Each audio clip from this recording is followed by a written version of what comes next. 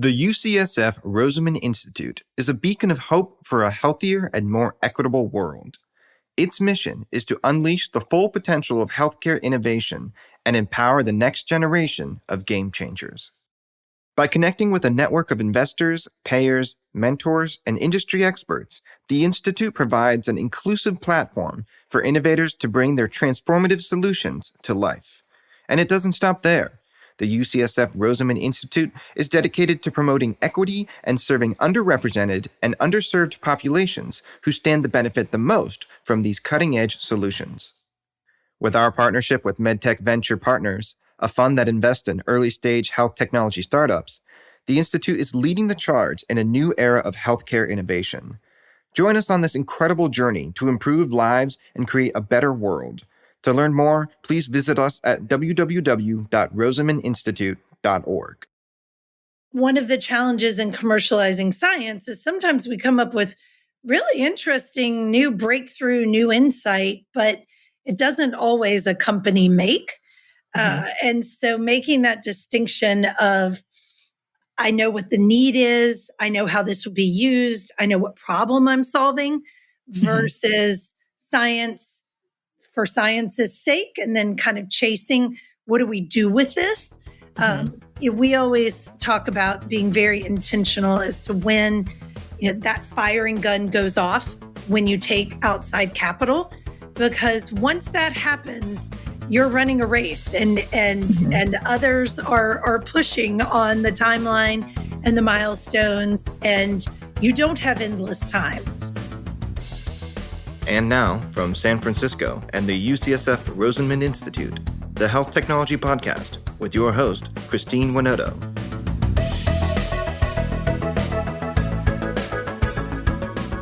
It is not easy breaking out into the unknown. Being one of the first to try something new or different is challenging, especially as an entrepreneur. Lindy Fishburne, a managing partner at Breakout Ventures, knows exactly what this is like. Breaking out from the traditional translational research mold and venturing into a new space, Lindy has opened new avenues into the creative bioscience sector. Seeking to build the future that is powered by science, Breakout Ventures is a hub for creative bioscience entrepreneurs. Today, I'm so excited to speak with Lindy about her journey to developing both Breakout Labs and Breakout Ventures, as well as discuss key insight into investing in startups. Here's our conversation.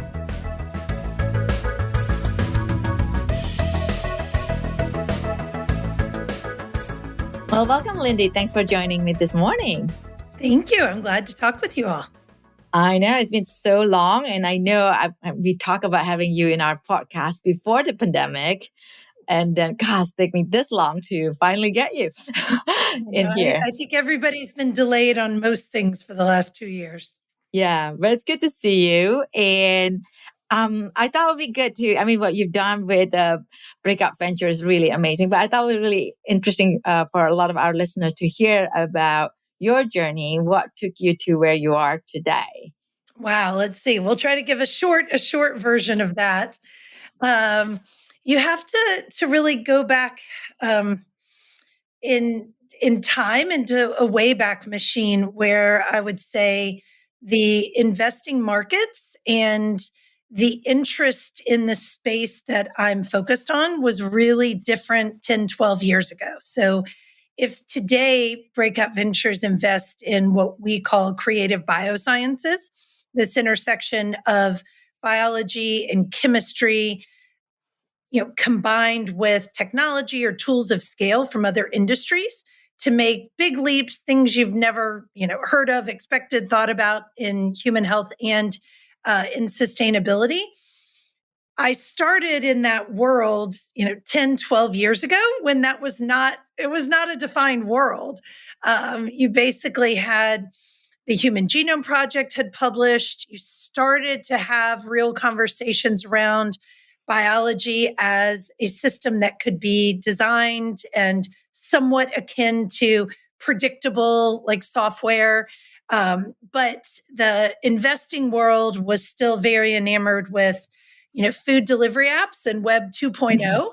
Life sciences was more traditional, conventional. How do you take an asset and advance it in a pretty lockstep type of way? And I had the opportunity to join Peter Thiel, the Thiel Foundation, and really explore the question of, if you had a bit of time, vision, and some flexible capital, how would you really help drive innovation forward? And out of that exploring, I developed what became Breakout Labs, which is really the precursor to our current Breakout Ventures. And Breakout Labs back in 2010, 11, as I said, the world looked very different from an investing standpoint in this space.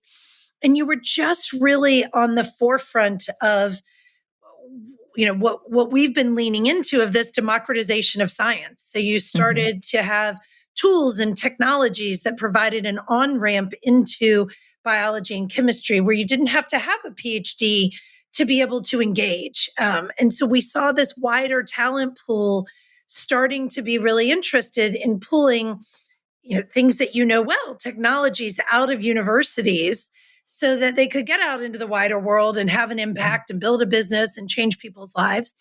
And there had been all this support for kind of the technology, computer science folks doing that.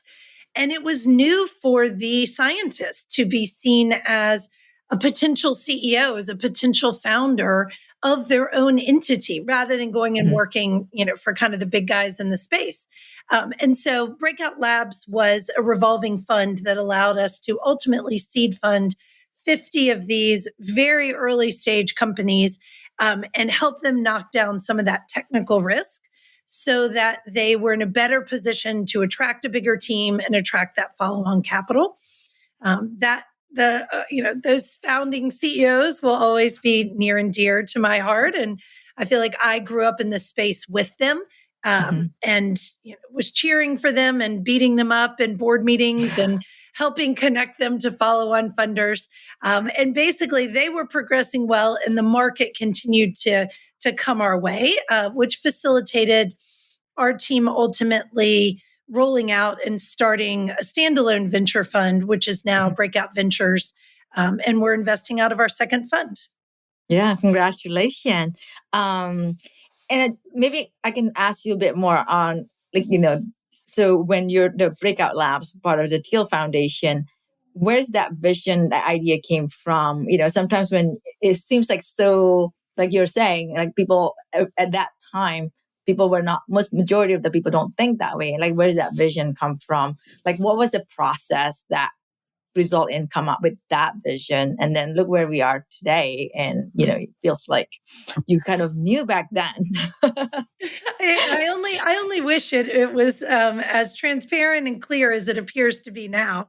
I certainly did not know when we started that the pace at which this sector, this tech bio sector would advance that would allow us to build successful funds in this space. I think that's been the bet and the hope, but you never know what the slope or the trajectory was going to look like. Going back to really kind of that founding thoughts and impetus, I spent a lot of time looking at the amount of predominantly federal funding, and then corporate and state also, but federal funding that goes into major universities. I mean, you're sitting at UCSF, you guys know, right? Major universities across the country to really facilitate basic research. And it's phenomenal. And it's given, America an amazing edge and been a huge innovation engine across industries.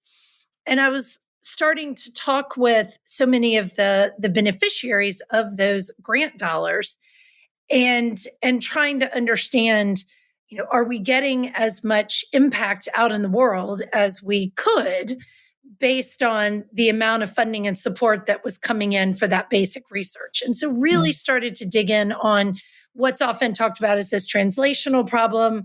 Sometimes in life sciences, we talk about this valley of death, but trying to understand how would you move from that success at basic science to that early translational work that often happens at university to then saying, how do you provide that off ramp to actually commercialize and take these things forward?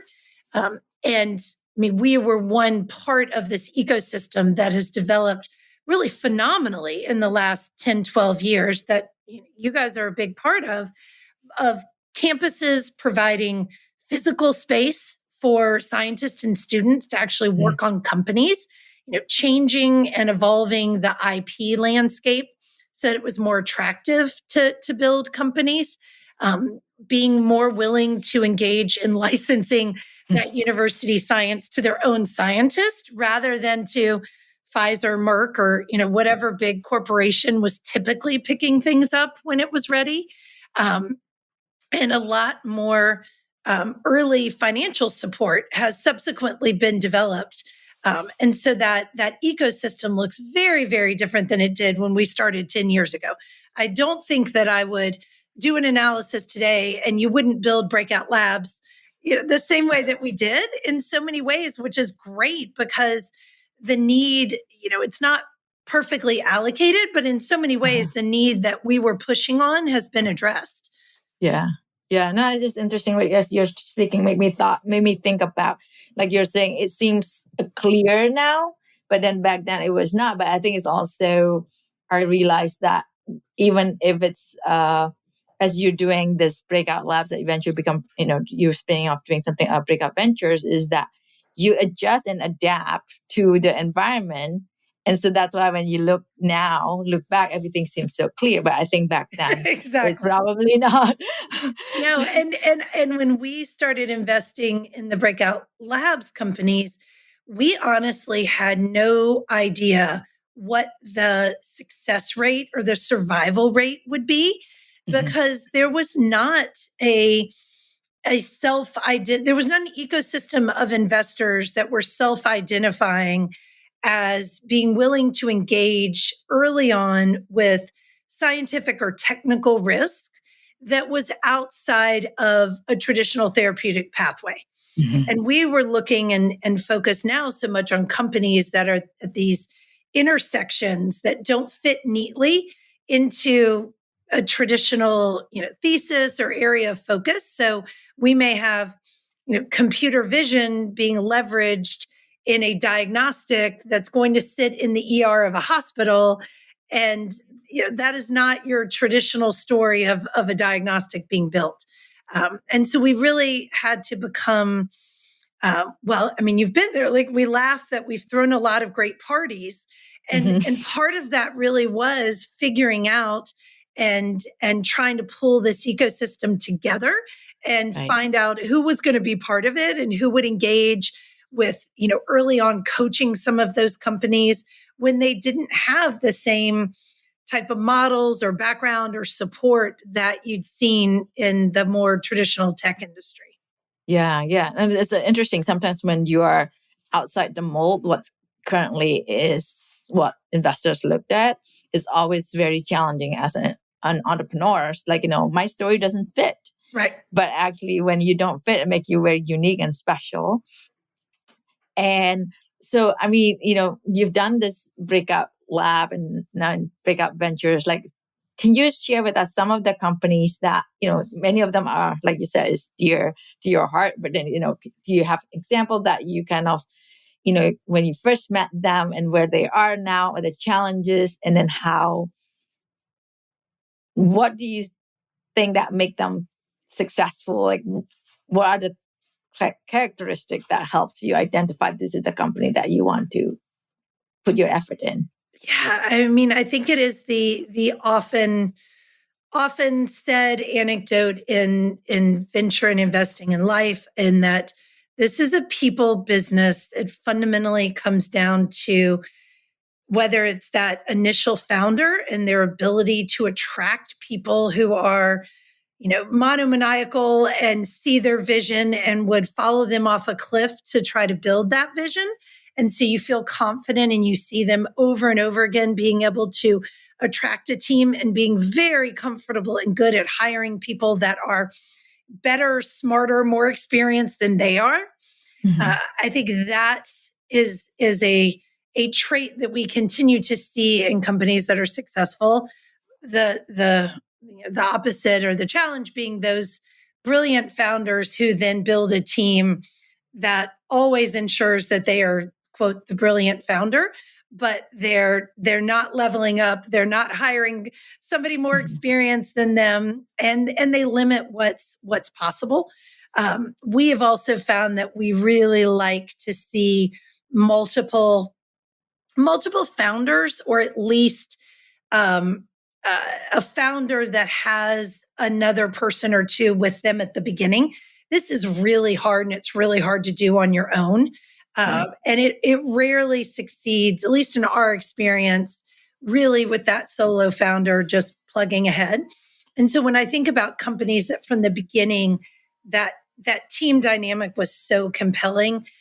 We have a company that came actually out of Stanford that was called Opus 12. Now it's called 12. That is an amazing combination of two PhDs, actually two female PhDs that were at Stanford, who then met a Stanford MBA.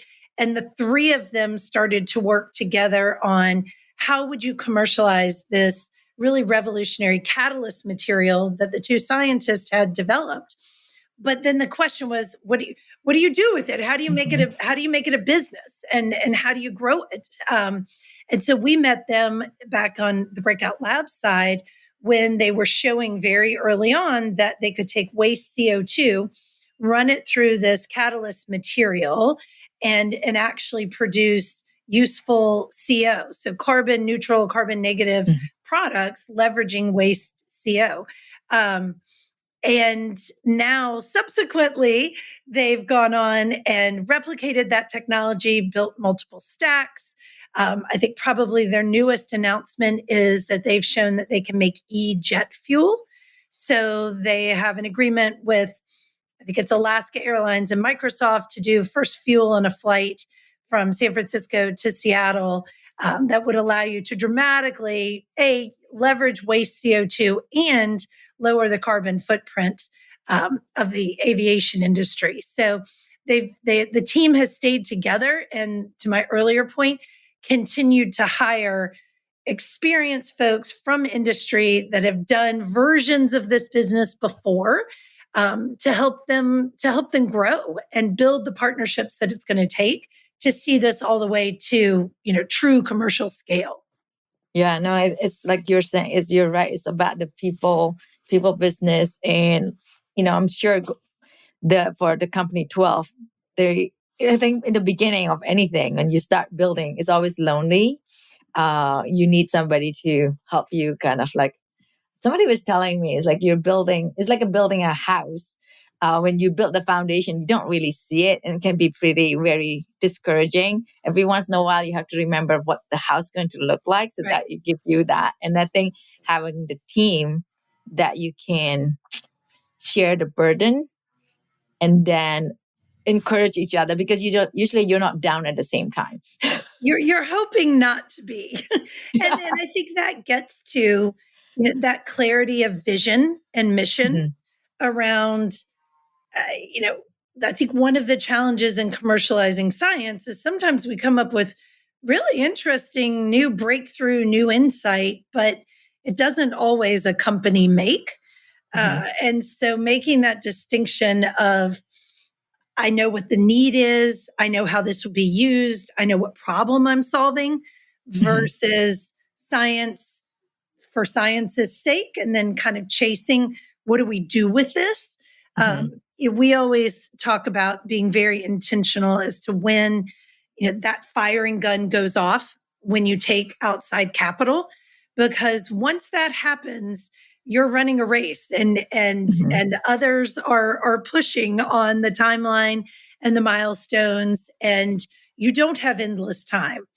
And so I think for a lot of startups in our space, recognizing when is the actual moment to take that first outside capital and have that firing gun go off and start to race is really important. And a lot of them live for a while on those early SBIR, STTR grants, which is actually where they should be until they're able to be really crystal clear on the use, the need, the market, the why, the vision.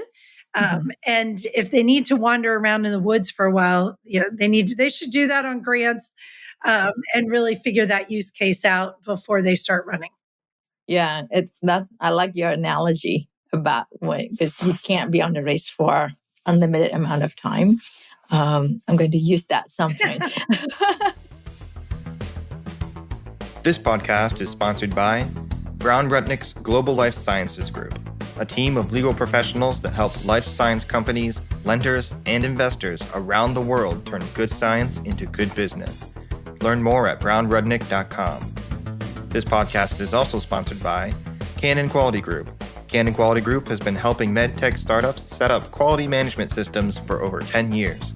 If you're unsure when to get started with quality management in your startup, turn to the experts at canonqualitygroup.com. And so, as you know, we sit in university, UCSF, and so many of the faculty, the scientists, the clinician are always thinking about, being in the Bay Area to see how the big of the impact of innovation, the ability to scale of your impact, right? And so what are the things that you've seen, like you work with this Stanford PhD, what are the things that the trait that care, almost feel like, because we all have a certain personality, but then how do you make sure that is the personality that hopefully can evolve so that it can create something that can be where you want to be? Yes. I think there's some venture funds that honestly do like the character assessment test to gauge how coachable someone is. And I think we don't we don't do it that way. But I think it is that balance of a very special person who can hold tight to a clarity of vision and mission, and yet also hear and listen and adapt to the market, to the customers, to the investors, and what is that feedback. And so I think being coachable while simultaneously having that grit and perseverance, that's a really special combo. And it requires a certain amount of self-awareness that to understand kind of which of those areas you're stronger in. And so I think we're always looking for that. And fundamentally, you're going to be working with people for a long time. These things always take longer than anybody thinks they're going to. And so you also, you want it to be someone that you want to work with. I think a big value add that we provide and investors can provide is not just the capital, which is obviously needed, but that's kind of fungible at a certain point, maybe not today, but in different markets. But we should be, and investors should be, another face, another cheerleader, another front person for that company out in the market. And then we're another set of ears, another set of feedback, taking things back to the CEO or to that founding team. And you want that to be fun to some degree, and you want that to be a collaborative conversation. It's really hard to front people, and you can't front people that you don't believe in. Right. It's almost like you're another set of employee that instead of being paid is kind of invests in your company. And yeah, you're right. It's like you tend to become also like the business development person for that company. 100%. And it's hard if you don't believe in the team. Well, and they have to also have a narrative and a clarity of their story that is easy enough for investors, folks one step removed, to be able to repeat, to share, to take to market. And if the narrative and the story that, the elevator pitch, the cocktail party conversation is so convoluted or so confusing, then I can't be activated well, and I would argue that most folks in their network can't be activated well. And that's a loss. And that presents a challenge because you're not getting the most out of everybody in your network. Yeah. Considering where your focus area is tend to be very complicated science, hard science. And how do you convey in a simple way that people can understand? And how do you, is that something that you coach your companies to like come up with a simple way, or you somehow, sometimes as an investor, you can also tell the story in a more simpler way compared to the entrepreneurs. But how does it work? Yeah, I think sometimes a little distance helps. But we focus on, for any of these breakthroughs, this early science to matter in the world and to build a business, it has to happen at scale. Whether it's you're reaching the majority of a patient population, a certain customer set, whatever scale means. And so when you think about something that has to work at scale, that means you have to have a use case and a need that is somewhat obvious to explain. So, for example, which then means I don't need to tell, in the cocktail party setting exactly how the science works.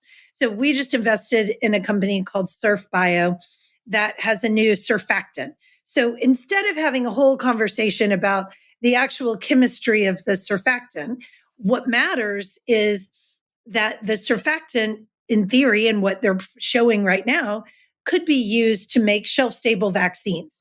Well, we've all just lived through the ridiculousness of trying to ship and store and distribute vaccines at an ultra cold storage, and the cost and the time and the challenge that presents, not only in the US, but obviously globally. So it is easy then for folks to understand the power, the business opportunity in the market if you could take a vaccine and make it a shelf-stable vaccine that removes the need for ultra cold or even refrigerated temperature and provides longer storage shelf life. That would have changed the trajectory of this pandemic in a dramatic way. So I think when you're clear on the value that the technology at scale can bring, that's the story people want to hear and understand. And then, yes, in diligence, you can go back and really be sure, is there a basis for believing the science and the tech is at a phase and a stage that thing that we just got excited about can happen? And ultimately, as an investor, you're doing both, but the company needs a narrative based in reality, hopefully, of what the big vision, the why. Why does it matter? And why does it matter at scale? Yeah.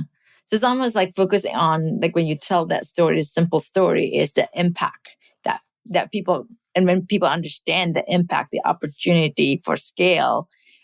And because I think oftentimes as a scientist, like they're so excited about the science. Exactly. And that's doing that. So you've seen a lot of companies throughout all these years. And sometimes you invest in a team that you think is like, it's a great team, and then it break down. Like what oftentimes is the cost of their breakdown, and what can we learn from that? Well, fundamentally, we're all people, and there are ultimately personalities, and so I think the um, the open, honest, ongoing, upfront dialogue, and knowing that team can communicate that way is pretty critical. And often, where things go wrong, it's for the things that weren't said, or were shoved under the rug for too long. And then I think it is a sense of, are we aligned around what we're building? Because if you're not fully aligned around what you're building, then you won't use your resources as effectively. And there's more room for conflict when you're trying to make the decision about how to use those resources. So if everybody knows very clearly where we're trying to get, then yes, you may have some dialogue decisions about how to prioritize the right steps, but you're within a band that's manageable. If we're not really sure where we're going, then you've got a much wider band of opportunity for wasted resources, studies that give data that don't end up mattering because that actually wasn't the data that was really needed. And that's when we've found, teams can get crosswise with each other. Building a startup is hard. It's hard on the team. It's hard on their families and their relationships. It's hard on their bodies. And so I think, it doesn't, as much as you can try to align at the beginning, there are natural points in that process where it may not continue to work for someone that was there at the beginning. And so I think we also see that when done right, there are reasonable avenues to have someone shift to being an advisor, understand how you need to bring a different skill set into the business. But I think that being transparent and honest about it then allows you to make those transitions without necessarily blowing up the business. And when you're not upfront about it, yes, you can blow up the business. If you're not keeping your eye on the bigger prize, fighting over what 30% of zero is still going to be zero. Yeah. I think sometimes the money and the math of it gets lost for the bigger picture too. Yeah. And there's this personality ego. I think when you're talking about transparency and being open and honest, that usually get hindered because of the ego. So I think having somebody can check their ego somewhere else, I think that's helpful. And interesting, sometimes when you think about, like you mentioned about the startup, I feel like you also went through the whole startup process yourself, right? Because you were going through, doing build the breakout labs and then raising money. And so in a way, you're an entrepreneur as well. Sometimes people don't think about that. But Julia, my partner, and I are very conscious of that. And we talk to our team about it, that we are a startup. We're putting our processes in place, our culture. What do we want to build? How do we want to work with each other? And what's our North Star? And what are our priorities? And then I think what often gets overlooked is, VCs have to go back to the market and raise money every 2, 3, 4 years. And as painful as that process is and enormously time consuming, I think it's really important, and it keeps you humble and it keeps you aligned with your entrepreneurs when you have to do it and you have to see how much time it takes, how much energy it takes, what it's like to try to sell yourself, the ups and the downs, the rejection, the ones where you think they're going to come in and then the 12th hour they back out.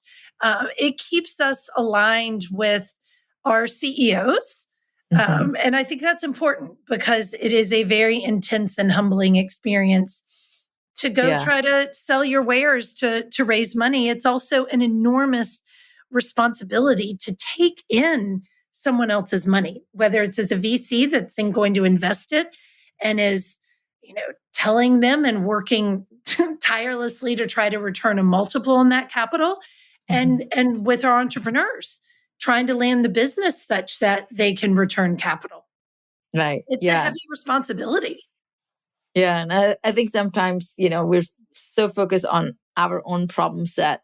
And then when, entrepreneurs talk to investors, I think understanding the investors' dynamic too, that they have to return capital is almost like you have to understand their pain point.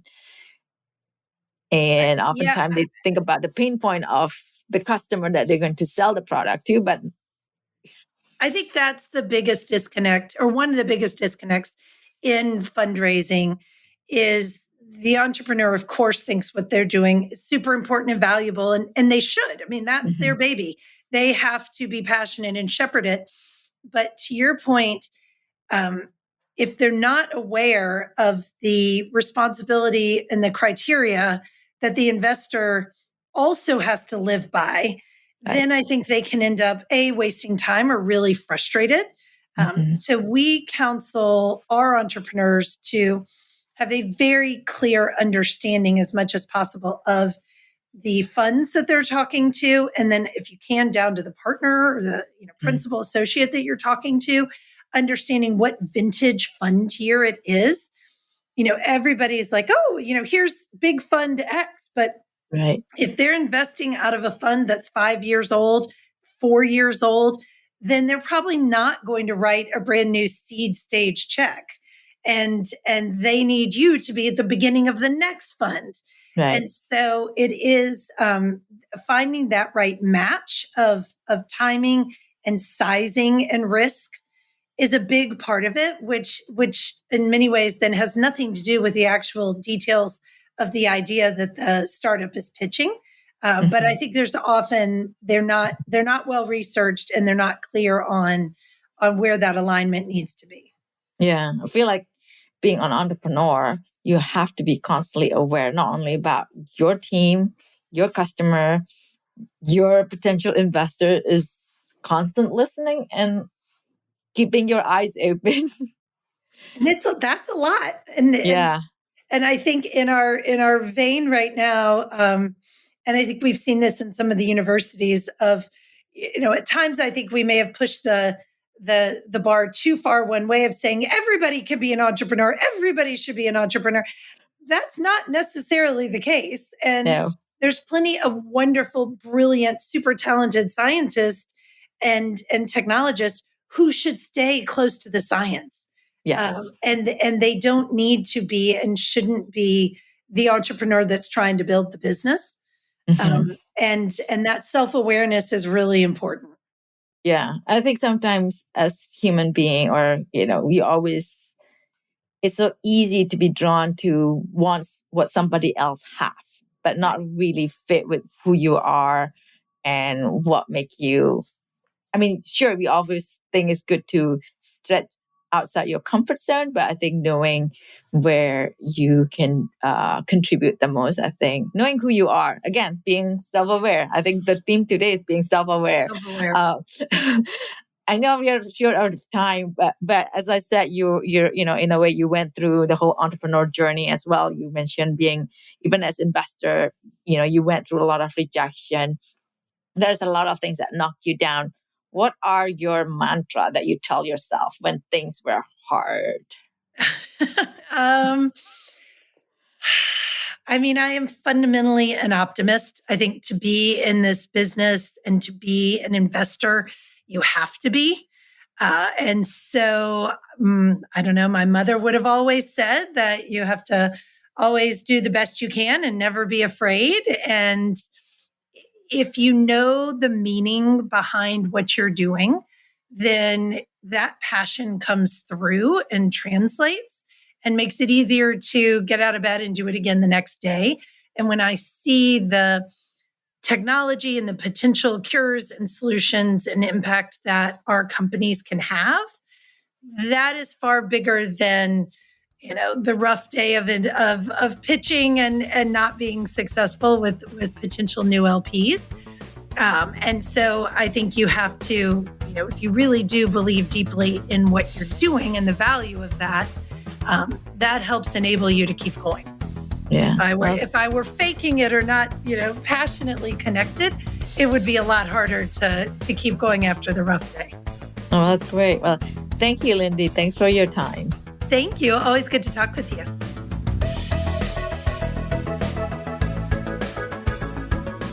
Thank you for listening to another episode of the Health Technology Podcast.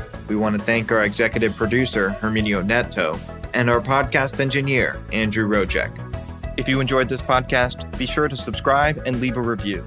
The Health Technology Podcast is available on all major platforms.